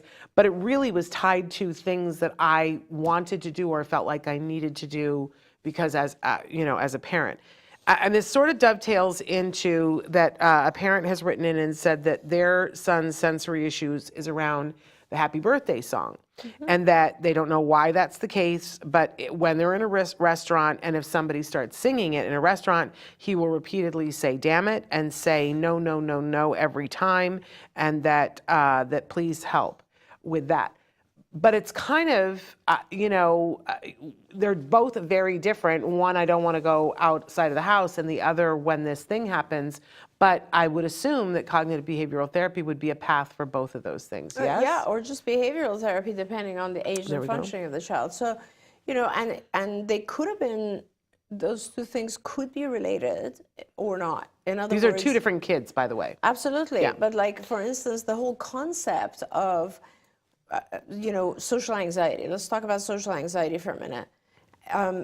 But the concept of social anxiety could have been initiated by a sensory overload. Yeah. So like you become socially anxious for many different reasons, many different reasons. And sometimes I have children who have autism, and they have also been given a diagnosis of social anxiety. And I usually am not necessarily in agreement with that. It depends. Sometimes I am. I have had adults who have both diagnoses for sure. But the issue is that with autism, it is pervasive. It's pervasive, and it's broader than social anxiety. Social anxiety is kind of a pretty, I want to say, nuanced type of diagnosis. You get social anxiety because it has to do with anxiety around people, because somehow you feel that those people are judging you in a way that will make you feel worse about yourself. Social anxiety is very connected to performance anxiety. It has to do with, I think I'm going to fail and be judged by society. Now, just think about what I just said. That's a very high-level thing, right? It's an extremely high-level thing to be able to think in second or third level theory of mind. I am worried about what other people will think about me. That's an intense perspective-taking skill. A lot of our kids don't have that level of perspective-taking. They just have not yet developed it. And you know this because at an earlier age, sometimes they don't have embarrassment about certain things. So to say that they have social anxiety is not necessarily the case. Now, they may have anxiety about environmental stimuli. For instance, the sound of human voices, the sound of a buzzer, the sound of an elevator, the sound of street cars. And that is set, absolutely, I've seen that 100 times with my kids, where like there's something in the environment that doesn't bother us, so we don't even recognize it, and it is extremely, excruciatingly painful for the child, and therefore he starts to self-isolate and not want to deal with that, right? In this particular child where we're talking about, he stays at home all the time, he doesn't want to leave. I mean, part of that is because home is where the device is, right? And it's comfortable, and he sits there and so on. And I guarantee you, when you go out, he gets less of the device and probably a little bit more of stuff that is uncomfortable for him. And unpredictable. And unpredictable, absolutely. But whatever the cause may be, and it could be cognitive behavior therapy exercises, or it could be just behavioral exercises like systematic desensitization, where you gradually shape your own behavior or the child's behavior by progressively getting the child acclimated to those situations that are harmful or difficult for the child. So, let's just step outside for 2 seconds, and great, we're going to reward you and bring you back in, or let's do it now for 5 seconds, and let's do it now for 30 seconds, and so on and so forth. Or it could be with systematic desensitization, you go outside and then you pair that with relaxation or thoughts of things that are calming so that you gradually can tolerate more and more of the thing that is bothering you, whatever it may be, a phobia or a sound or a social anxiety, whatever it may be. But it is important to deal with it, is what I'm trying to say. I cannot tell you the number of people that I have met who had agoraphobia, which is really the anxiety of going outside your home. Yep. And it's debilitating. Oh, yeah. It is, it's not a good life. You do not want that life because your anxieties become higher and higher the more you spend time in the home. It's a really bad cycle, and you start to just feel more and more anxious, and then gradually you develop obsessive compulsive behaviors in the home, and it just becomes debilitating. So, you know, wherever you are, if you're not able to be a part of society, you need ways to start practicing that so that you can get there. But I think, you know, having something worthwhile, really worthwhile to leave the house. It's all about reward and reinforcers. And in terms of the happy birthday, I do want to acknowledge that they said that the dad, who is now deceased, would spank the individual for saying the no, no, no around the birthday song being played in a restaurant. And I'd love to hear your thoughts on this, but I do want to say that, you know, I think most people are trying to do the best that they can, but there's been a great deal of stuff that's been misunderstood over the years. Yes. And that when in my era, if somebody behaved in a way that was not what was expected, we got spanked.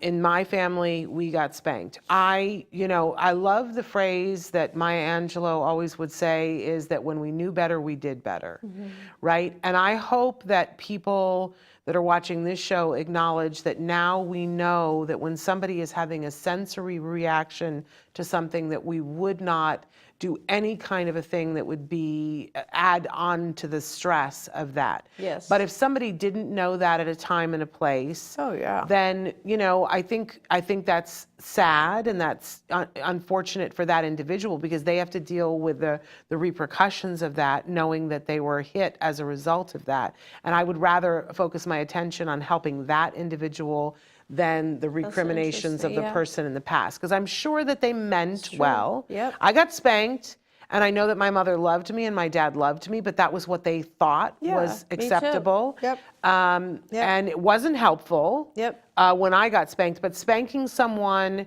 for having a reaction to a sensory thing, I believe, is not helpful. Absolutely. I mean, spanking in general is not a good solution. Right. And we know this now. And we know that when you do any kind of punitive type of behavior, it doesn't really have an effect for a long term. It just, instead it produces this type of traumatic result. Now, it is possible that, you know, again, it goes back to kind of not knowing. You know how a lot of children, when they're very young, you take them to the mall and they will go and you're trying to do something very good and you take them to Santa, right? Oh, yeah. And they will scream and cry and they're terrified. And you've no idea why. And you wonder, is it the look of this old man? Is it just the fact that they're sitting on the lap of a creepy old guy they don't know? Is it his beard? Is it the sound? Is it the smell? Sometimes the costume doesn't smell good. What is it?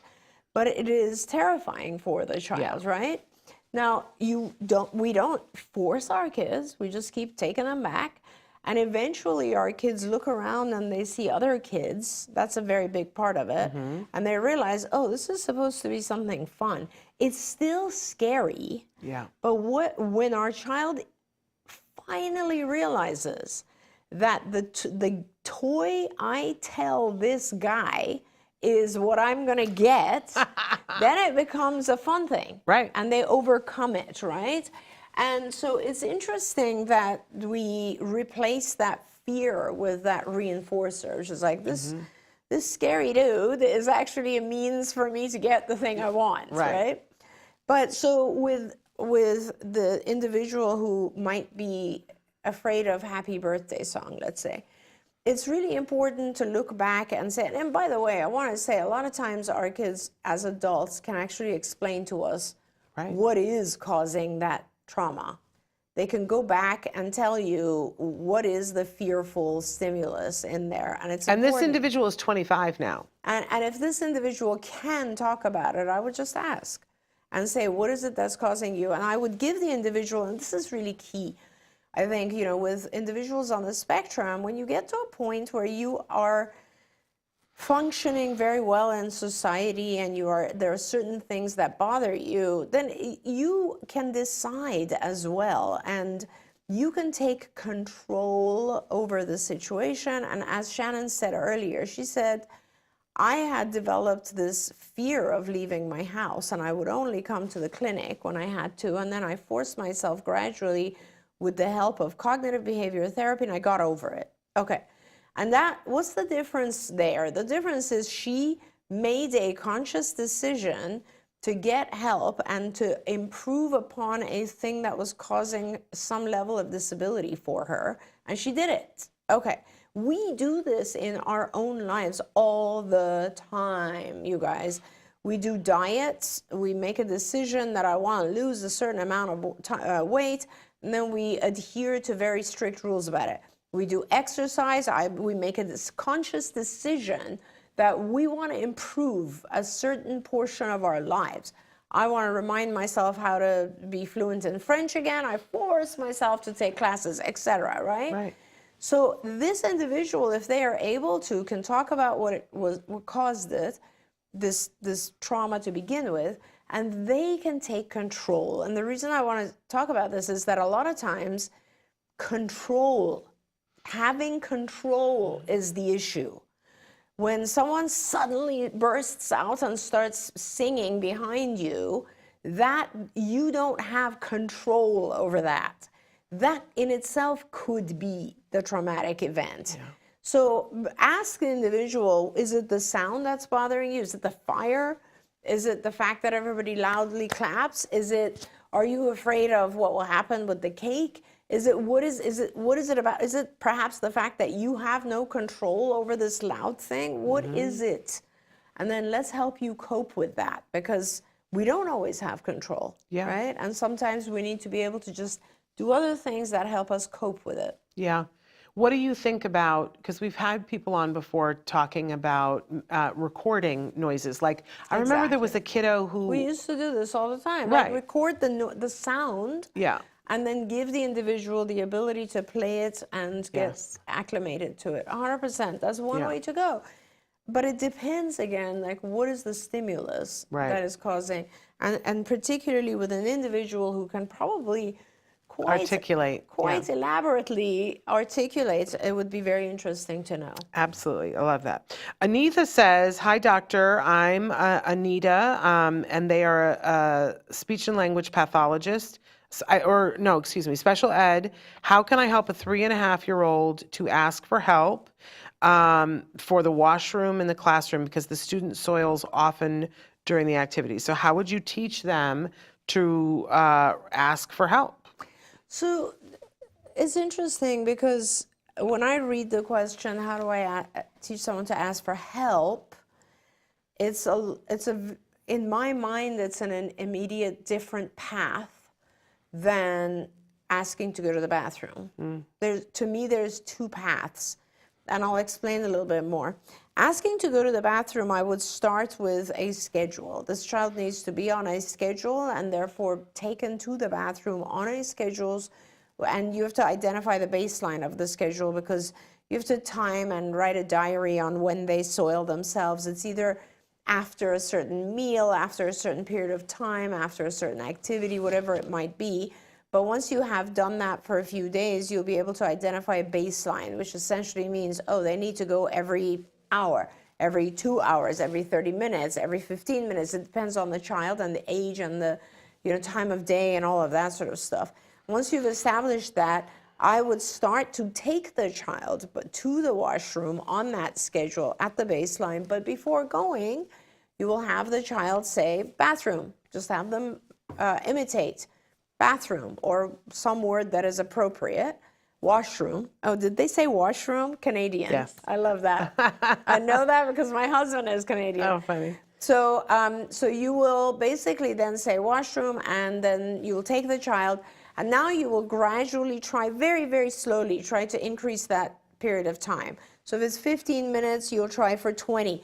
You want to go slowly, because if the child has an accident, you need to back up again, right? And over time, as you get close to the child and it's that time to go, you just go like this. You could prompt it with a visual. We actually have, a lot of times what we do is we'll have a sign on the child's table, and we'll point to it. The child will say washroom, and then you'll go. And gradually the child will realize that saying washroom precedes going, and then they will void, and then you will really reward it, because that's very important too, is that when they go to the bathroom, you reward it heavily, right? And you keep them on a schedule like that. Now, asking for help, I would teach a little bit differently. I would actually, the way that we start that, because you can ask for help for a multitude of things, right? And so one of the ways that we start that is to have like a jar that is very, very difficult to open, like a pill box that is childproof. And you have things in there that the child wants. For instance, there are big jars that are meant for this, and the child can't open it, and then you will sit with the child and prompt them to give it to you and say, help. And then you will open it for the child, and then the child realizes, whoa, this is a very powerful word. When I say help, they come to my rescue. They give me this item that I wanted. There's so many other things that a child might need help for. For instance, an object that is out of reach, or there's so many different things. And then that label of help will be something that you can prompt the child to say every time for those different scenarios, but there's going to be a lot of them. And also remember, you can always use visual stimuli, like for instance, a board that has the word help on it, right? But, I mean, using a picture exchange system is very helpful when you have words that have multiple use, like help. So. I want to get to Suyan's question because they've written in many times. Hi, I'm Suyan. My 3-year-old son had severe vocal stimming, did it every 5 minutes, and it suddenly disappeared. After 2 months of severe vocal stimming, his pronunciation was getting so bad. Do vocal stimming, is it related to language skills? Could I explain my son's vocal stimming as the regression? Do you have any ideas why it disappeared suddenly? And thank you. My first question is, did other language skills go away when they stopped vocal stimming? Or did other language skills increase? Exactly. And my other question is, have you had his hearing checked? Because a lot of times vocal stimming is something that we do in order to hear it. And so I would want to make sure he doesn't have an ear infection or something else with his hearing. But it's very unusual for vocal stimming to suddenly disappear and not be replaced, or as Shannon said, for it not to be a full regression of other skills. So, Suyan, can you write in and tell us the answer to those questions? While we're waiting, Dozer has said, my son has been licking the bottom of his feet and his arms. He has severe oral aversion and does not eat by mouth, so I'm not sure what to do. Yeah, so I would really, so feeding therapy is a big, big part of what we do in ABA. And there are people who are specific feeding specialists. And I think it's really, really important for a million different reasons. Also, it'll affect language if you don't fix this. So I would suggest that you try to find someone who's a feeding specialist and really start to work on, I mean, a speech therapist, by the way, a lot of speech paths have this expertise as well. But you need to start teaching your child that licking of hands and feet is not allowed, but licking of other objects, for instance, a lollipop, is allowed. And with that, once you start replacing it with appropriate licking, then you will work on feeding, which will increase the items that he eats. And you will also be working on movement of the tongue. so that it'll start to influence the vocalizations that he is able to make, and that will eventually lead to speech. So it is super important that he uses his tongue for appropriate activities. I would also start using a vibrating toothbrush, anything that can allow him to activate inside the mouth, so that he actually will have less of an oral aversion. And the licking of things is exploratory. If you think of babies, they put everything in their mouth, right? They're exploring. I don't want him to get used to exploring the wrong things. But so you need to stop the foot and the mouth, the hand, but you need to give him other things that he can start to lick, like his toothbrush, his, a lollipop, and you also need to give him other things that he can do with his mouth, such as blowing and putting his tongue out and moving it around and those types of things, because that will increase his food intake and it will increase his speech. There we go. Want to say, oh, and by the way, I met a great feeding specialist when I was just in Seattle that I'm going to have on the show in the coming weeks. And if you would like to be connected before that, you can write directly to me, Shannon at autism-live.com. Love to have another feeding specialist in my Rolodex. Matt has written in and said, how may I help a teenage boy increase his voice volume if he is sensitive to loud noises? Thank you. I just was at a thing recently, and I have to be careful what I say, but there's a whole episode on Seinfeld about low talkers, about people who just, when they talk, they talk. And I was at a thing, and there was somebody that I really wanted to hear what they were saying, and every time I would ask them a question, they would, and I would say, I'm sorry, I'm a little bit deaf, can you speak up? And I never heard a single word that they said. And I was mortified, because like when they would contribute to the conversation, I would just kind of look around at other people like, are you hearing? Because I'm not hearing. And we seem to have this on the spectrum. Sometimes our kids are talking too loud and sometimes they're talking too soft. I just wanted to point out that it's not just people on the spectrum. There's a whole episode of Seinfeld about this. Oh yeah, definitely. It's very funny. So what do you recommend? So first of all, the fact that he's sensitive to noises doesn't necessarily mean that he's sensitive to the sound of language.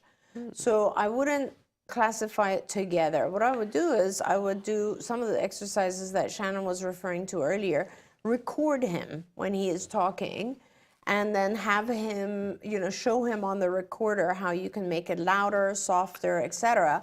And then actually tell him, like, can you try to do it louder so that we can hear it?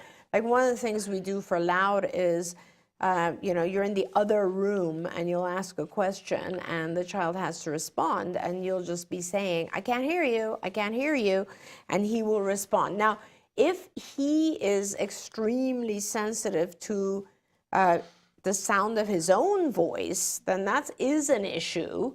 And, he will just be a more soft-spoken person. But I think it's important, the message that you're trying to get across is that if he has things he wants, and you will, be in his presence and he'll ask for something and you'll give it to him because you heard it. But if he wants an item and you're in the other room and you can't hear it, he won't get the item. And that will give him the message that he must be louder. For instance, he may also want to go outside and you won't hear it. So you need to be pretending that you don't hear his requests. And you can either say, oh, I couldn't hear that, just like Shannon said, or you can just do a sign, but he will learn how to increase his sound, his voice, because he needs or wants that object. That's kind of an, with manding, it's an internal, it's a built-in reinforcer, right? You're requesting something. Marianne wants to know, does hug therapy help with kids with ADD and ODD help regulate their emotions when they're frustrated and angry? Oh, this is a tough one. So, hugging a child, there's something to be said for the sensory input that the child receives, but it is extremely dangerous when you hug a child who has, let's say, oppositional defiant disorder, ODD, Because what you will be doing is very likely hugging them, which is usually classified as a reinforcer, when they do something bad. I mean, it's just that simple. So when an individual has any kind of challenging behavior, hugging them is probably not the right thing to do at that moment. Because it will just increase them wanting to do that more often. They'll learn, oh, if I throw things, I get a hug, and I want a hug, so I'm going to throw things. And Depending on whether or not the hug is pleasant for them. Okay. Exactly. Got it. So if the An important point. If the child, I mean, reinforcers in ABA are defined not as whether or not they're pleasant, but they're defined as whether or not they increase the behavior that just preceded them.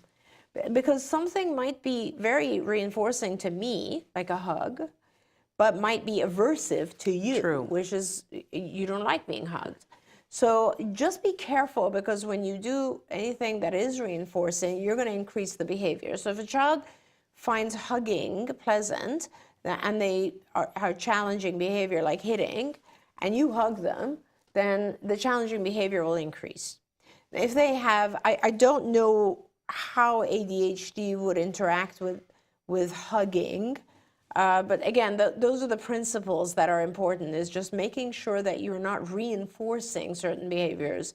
Now, on the other hand, separately, there are kids who are very sensory, I guess, fragile, or, they have a very hard time with contact, and gradually acclimating them to contact is helpful, because there will be a lot of things in their lives that they might be uncomfortable with. For instance, I've had children who, okay, now as I keep talking, I think of other things to say. So I've had children who, for instance, would not even put long sleeves on because they don't like the sensory feel of that.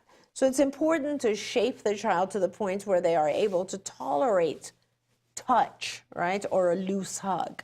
On the other hand, there are people who really incredibly calm down when you do give them pressure, as in a hug, which, talks about like Temple's squeeze machine. Yes. I have children who become incredibly calm after a period of having experienced some form of pressure.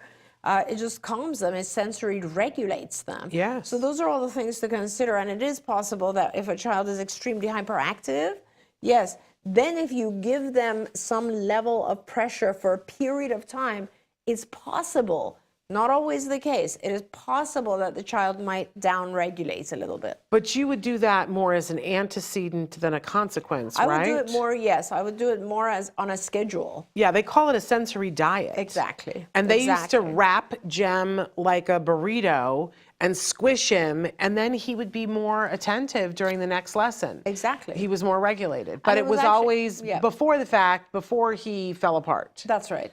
That's right. Very important. All right. Where did I leave off? I had a really important question. Where did it go? Where did it go? No. It was right here. I see one about The potty trained. That's exactly the one I wanted. It skipped. So Christina had said, my son is potty trained, both things, however, unable to wipe himself. How do we approach this? So this is, again, one of those situations where it's better to teach this particular behavior when you're not doing the potty training. So you could use a doll that you can wipe. You can just practice the activity of wiping things, right? Have you seen the really viral video right now of the teacher in a kindergarten classroom? No. And she's sitting in a little chair, and to the back of the chair are tied 2 little balloons. Okay. And she's sitting with this. her back to the kindergartners, and she takes a piece of toilet paper and she it. holds it up to the kids, and she reaches between the 2 balloons, and she wipes and she pulls the paper up, but they're trying to teach them to save paper. So then she folds the paper. Okay. And then she wipes again. Yes. And takes and folds the paper and puts it in the toilet. Fantastic. And it just makes me scream with laughter every time. that's She's a- very what a deliberate great about idea. that. I love It is. that. It is. I love it. I love it. So there you go. You have your answer right there. Practice with a toy, I would say with a doll or something. And then also, this is a great activity because 2 balloons will just kind of be exactly where you want to wipe, and teaching the child. teach it outside of the potty training. Yeah. And make sure to pair it with the word wipe so that they have an instruction. There you go. Love that. Absolutely love it. Great teacher. There we go. Suyan wrote back in and said the vocal stimming was decreased, but the visual stimming has been slightly increased, and thank you for any ideas. But Suyan, we still don't know, did they lose other words or gain other words after the stimming? I think that's the question we wanted, right? Yeah. And also decreasing, vocal stimming decreasing is okay. Disappearing completely, I've never had. Okay. Somebody has written in and said, my son has delayed echolalia and kept saying script like drill training.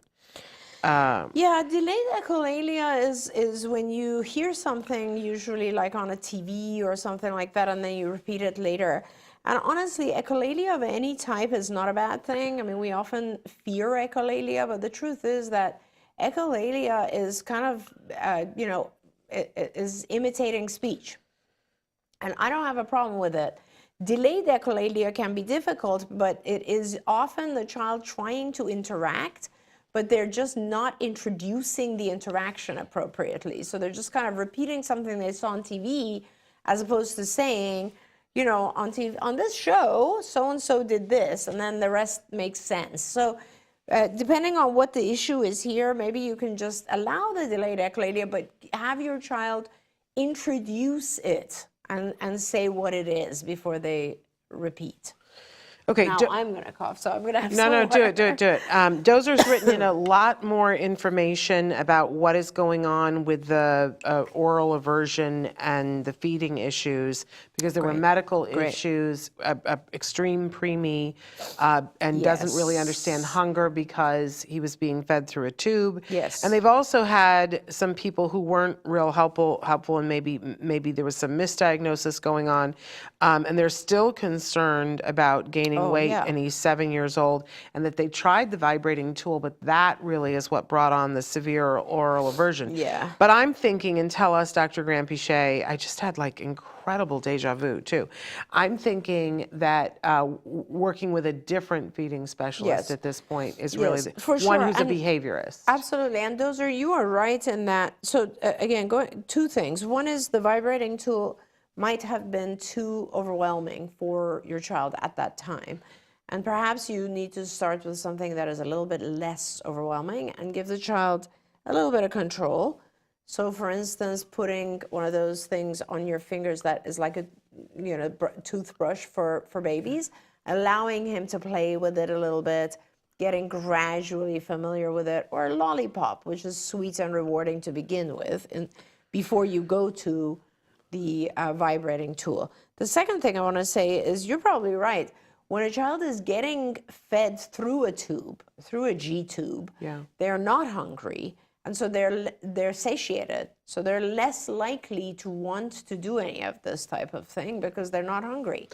But it seems like it's almost, his oral seeking that he's licking himself almost, because that's a natural progression of development. Yes. And so it's inappropriate at this age, but he's sort of right on schedule for him. He's beginning to explore, which is a good thing. And as I said, all infants will explore the world by putting things around their mouth and in their mouth. And so he is beginning to explore. Now you need to make sure that he starts to explore things that are okay to explore. Yeah. And Dozer, if you want that, because the feeding expert that I met last weekend is also a board certified behavior analyst, so they're going to understand that piece of it too. If you want to be connected to them, write to me, Shannon, at autism-live.com. Marianne says, I have a 4-year-old son that has ADHD, ODD, and autism, and having issues with him at school with hitting, pinching, and running away. I'm a single parent, and I'm trying to find different things to help. What can I do since he is on hold with ABA for 6 months? Because I'm guessing you're in Texas. Because Texas has a grant where they put people on for 6 months and take them off for 6 months because apparently, they've decided to rewrite science and say that that's effective. I just want to say it's not. Yeah. I'm not sure if that's the case, or you just have not been able to find ABA, or you're on a wait list or something, whatever it is. These are issues where you do need help, and I would So I would say that the scariest one, like what I would do immediately, is make sure that you have a GPS device on him, because running away is not one to mess with. Yeah. That's like one of the ones that I fear a lot. I would make sure that you spend a little bit of time really focusing on safety, and make sure that he's safe in the house, around the house, cannot run out. Safe in the school, because so many times in schools there's no attention given to the fact that the child might be running away.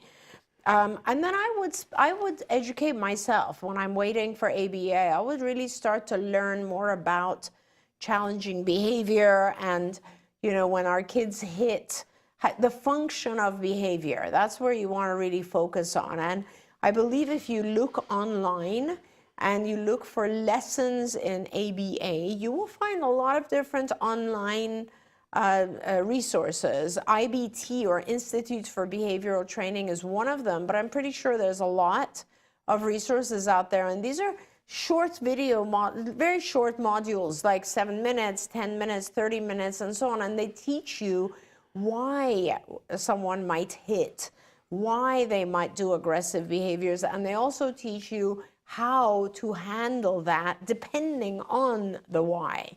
The reason helps us identify the intervention that we're supposed to do. Yeah. So that's how I would spend the time, honestly. There you go. And so many people are writing in don't and know if saying we thank have you more so much. time. No, we don't. We don't have more time. We went a little over with the last one, so I'm just going to go over a minute here. Sure. But I do want to say, I think that's all the time we have for the questions, and we almost got through all of them. Yeah. So I apologize. And we had others that were written in. There's never enough time. But I do want to say thank you to all of you for being here, and we're going to be back live tomorrow with a great show that I know you guys will thoroughly enjoy. But I also want to take a moment to say a couple of things. First of all, if you haven't already, please follow us on, you can subscribe to the YouTube channel, and that way you can hear important information about what's upcoming. Like in the future, we might do more of these 2-hour shows, and you'd want to know about that. And that's a great way that you can be up on what's happening. I also want to tell you that you should be following Dr. Granpeesheh on TikTok and on Instagram, and that's a great way to get your questions answered. Dr. Granpeesheh is going to step away from the studio for just a few days, not for very long. She'll be back well in time before Thanksgiving. But if you're missing her live during that time, check her out on TikTok and check her out on Instagram. Also, yes, just for our viewers to know, the reason I'm not here is because I'm going to the Middle East. I'm trying to help some folks open up schools and clinics out in Saudi Arabia. which is really amazing. It's wonderful. Yeah, I'm excited about that. Can I just say, and I'm going to get emotional, what a privilege it's been to sit here with you for 2 hours. Like an hour is amazing, but to watch you listen and listen to you and watch you and see your knowledge on display is just breathtaking. No, it's the truth. It's the truth. Just accept it. Thank you. But I also want to thank all of you for being here and sticking with us through these 2 hours. And for those of you who are watching later in podcast, for sticking with to see this. And we hope that you'll come back for more and more. We're not going anywhere. And I hope that you all have a lovely rest of your day. We'll be back tomorrow live. Until then, give your kiddos a hug from me and one for you too. Bye-bye for now. Bye, everyone. Don't forget, you can watch Ask Dr. Doreen live every Tuesday morning at 10 a.m. Pacific time. We hope to see you there.